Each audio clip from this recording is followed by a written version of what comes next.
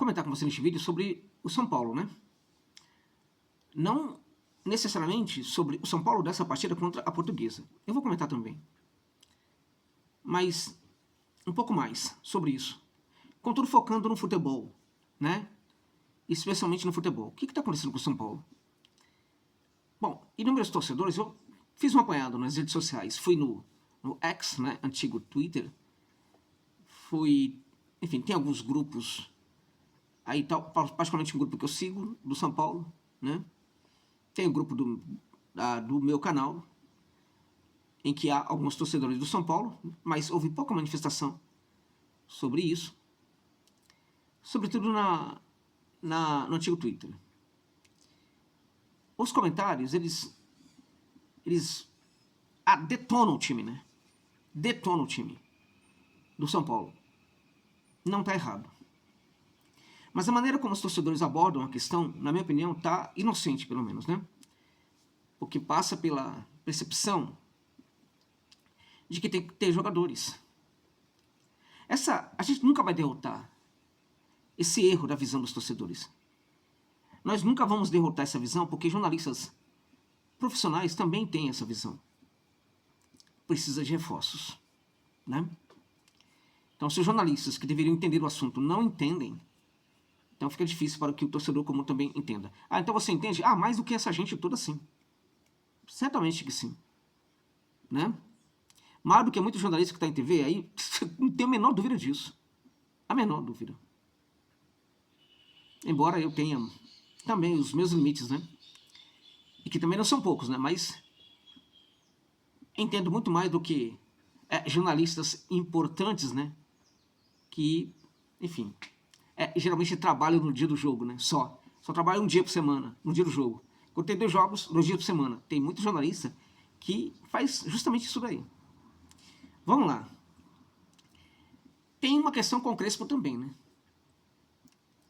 Então, os torcedores, em geral, tem aqueles que detonam o técnico, acham que o técnico tem que sair, inclusive, e outros que jamais fazem menção ao técnico do São Paulo. Deixando claro, na minha opinião, o problema do São Paulo com o técnico anterior não era o técnico, e aí a gente tem um debate difícil, né? Porque impressionante como a mídia foi levado, caiu no erro, né? E aí Justiça, por exemplo, Arnaldo Ribeiro, que não era um desses jornalistas que detonava o soberdia, né? Mas era impressionante como jornalistas da mídia especializada e canais do YouTube que detonavam o trabalho do técnico, que tinha muitos erros, né? Vamos deixar claro. Mas será que errava mais do que o Crespo está errando neste momento? Então a questão não é a troca do técnico. Não vai melhorar. A questão é a cobrança do técnico. A cobrança sobre o trabalho do técnico. Eu diria para você que naquele São Paulo do Zubedia isso existia muito mais do que existe nesse São Paulo do Crespo, embora fosse pelos motivos errados. Era uma cobrança que era associada a uma pressão, né, construída de dentro para fora, tá, que se associava com a opinião de jornalistas também ligados ao São Paulo. Tá, era uma pressão, mas a cobrança mesmo sobre a qualidade do trabalho também não existia, tá? Do que eu estou falando? Eu estou falando de departamento de futebol, que é uma instância dentro do clube, todos, né, que deveria funcionar para exercer cobrança sobre qualidade do trabalho. Muito se fala aí da questão de SAF e tal, ou seja, vamos tornar o clube de futebol, enfim, um ambiente corporativo, né, uma empresa. Mas na SAF e também no modelo associativo, nós não temos cobranças como se faz em empresa, por exemplo, né? Então o departamento de futebol é uma instância, é uma instituição dentro do clube, tá? É um cabide de empregos, em que os dirigentes não entendem nada de futebol. Como é que eles vão cobrar? Então eles precisam ter a capacidade de exercer a cobrança. Eles precisam de gente que oriente, né, que os oriente, se for o caso, mas é necessário ter cobrança sobre o trabalho do técnico. Se a gente olha hoje para quem está no departamento de futebol do São Paulo, né, quem que tem capacidade de cobrar o técnico Crespo? E aí, talvez choque um pouco mais a vocês, deixando os técnicos, né, sem essa cobrança, eu diria que o outro era mais indignado do que o atual. Você pode falar o que for do técnico anterior do São Paulo, você pode odiar o técnico anterior do São Paulo, tal, enfim, foi construído esse ódio também em relação a ele, mas ele era muito mais indignado do que o técnico atual, que parece um morto, né?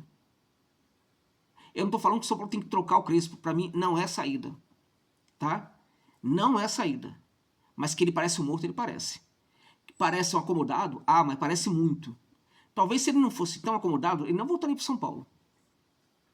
Depois da maneira como ele saiu do São Paulo, agradecendo o São Paulo e sendo boicotado como foi feito, né, sendo traído como ele foi feito, ele talvez não deveria voltar para o São Paulo. E só voltou por causa desse perfil, de aceitar tudo, na boa, e nunca reclamar de nada.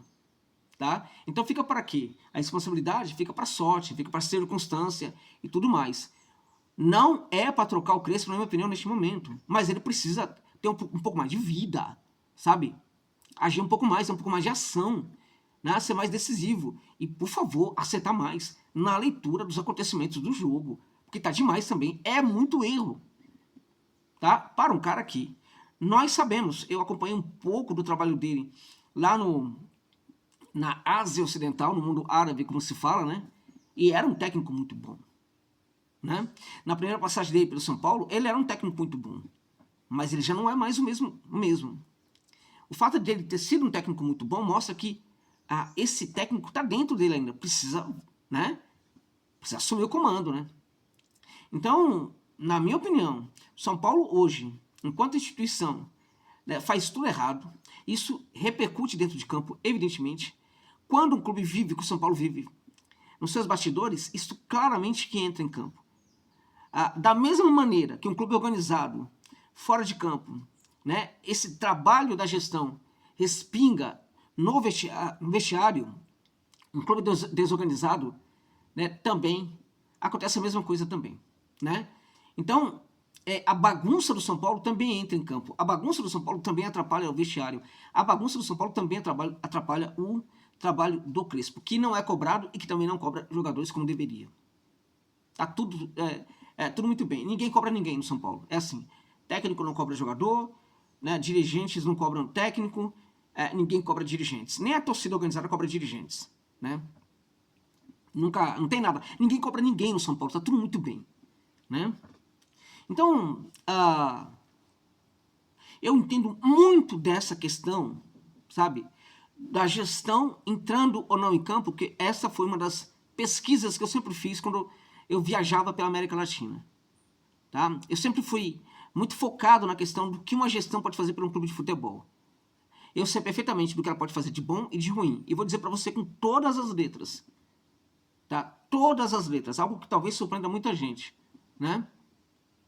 É claro que a desorganização do São Paulo entra em campo. Mas o poder de uma gestão corrupta, vagabunda, cretina, bandida e mafiosa, tá? O poder de uma gestão com este perfil de entrar no vestiário, né, entrar em campo e atrapalhar a equipe, esse poder, né, na minha opinião, esse poder exercido por essa gestão, tá, não é totalmente capaz pela qualidade do jogo do time do São Paulo. Esse poder de destruição do futebol da equipe tem limites. E ele foi ultrapassado nesse time do São Paulo. Tá? Então, a despeito da gestão ser o que é, tá demais o que a gente está vendo. Ou de menos, né? Tá? Então é por isso que eu falo para você. O Crespo precisa acordar. Porque ele também está devendo. Poucos falam disso. Ele também está devendo. E, de novo, não estou falando que ele tem que sair. Mas ele precisa de uns beliscões para ver se acorda. Ok? Então vamos lá. Mexendo agora um pouco com essa outra convicção que muitos torcedores têm. O time é ruim, né? O time do São Paulo é ruim, o elenco é ruim. Qual é a frase, né? A frase principal. Tem um grupo que eu gosto muito que é o Corneta Tricolor, né? Abraço pra galera aí, Corneta mesmo, né? Lá a gente vê muito isso daí, né? Com esse elenco aí, né?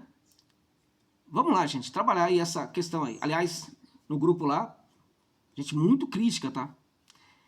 Mas essa visão dos torcedores em geral de que com esse elenco aí, né, pode trazer o técnico que for, pode não sei o que e tudo mais e tal.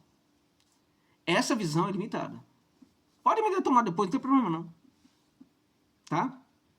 A pergunta que eu faço para os torcedores que têm essa visão é a seguinte: de verdade, vocês preferiam trocar camisas, trocar os jogadores do São Paulo, tirar os jogadores da Lusa, colocar esses jogadores com a camisa do São Paulo e fazer o contrário? Você acha que ia melhorar mesmo? Você acha? Você acha mesmo? Você acha, por exemplo, que ia melhorar? Que o time ia ficar melhor se fosse com os jogadores da Portuguesa? Não. Se for, gente, eu tava brincando hoje, falando com meus amigos. O time da Portuguesa, tá? Ele não é médio. Para muitos que estão falando no clássico e tal, ele não é médio dentre os times pequenos. Tá? Eu não tô falando de time que não existe, tô falando de time pequeno. O Novo Horizontino é um time pequeno. A Portuguesa não é média perto do Novo Horizontino. Hoje em dia. Tá? Perto do Mirassol. Ainda mais, né? Ok. Você trocaria de elenco? De verdade? Né? Se você olhar para este elenco do São Paulo que jogou contra a Lusa, né? Que entrou em campo aí com Tolói, que falhou grotescamente. Por que o São Paulo vai buscar tanto esses jogadores aí, né? Esses jogadores aí já com nome, né? Que jogaram muito tempo lá no futebol, né, da Europa e volta o casco, né? O São Paulo não aprende nunca. Mas por que isso é feito? Pode ter certeza que tem alguma coisa aí. Tem alguém ganhando aí em relação a isso, né? A gente olhar, tem Tolói, Rafael, né? É um bom goleiro, né? Tolói, Dória, né? O Nicolas, que falhou muito naquela situação ali do pênalti. Cedric, que é um jogador, na minha opinião, interessante. Não fez a partida ruim. Tá? O Lucas Moura, né? O Bambambam aí do São Paulo. Pablo Maia, até pouco tempo, né? Tido como um dos melhores volantes do futebol brasileiro. Negrucci, né? Depois entra o Marco Antônio. O Marques, que é um talento, né? Ferreirinha, né? Poderia ser titular em quase todos os times aqui do Brasil. E o Calheri. No Twitter eu vi alguém falando assim: se não fosse o Calheri, ninguém mais, né, se salva no São Paulo. Só o Calheri, pelo amor de Deus, né? Também isso tá errado. O próprio Calheri fez 2 gols, por isso que muita gente tá emocionada aí, né? Mas o Calheri também vem falhando muito. Não vem jogando nada. O que eu tô falando aqui? Eu tô falando que esses jogadores também precisam ser cobrados. Que também não estão jogando. Então, quando você fala assim, esse elenco, tá, vamos olhar para esse elenco. Olha os jogadores que eu citei aqui. Se você olhar para o banco, né? O Marcos Antônio que entrou no jogo, o Luciano, tá? O Tapia, Bobadilha que entrou e fez um bom jogo, Enzo Dias, né? Gente, Nahuel Ferrarese, Alan Franco. Como esse elenco é ruim? Não é ruim, gente. Não é. Então a pessoa fala assim, com esse time aí, peraí, então com esse time aí, você prefere o da Lusa? Você prefere o time do Capivariano, por exemplo? Pelo amor de Deus, gente. É claro que tem um problema com esse elenco aí. Agora, quem é que cobra o Lucas?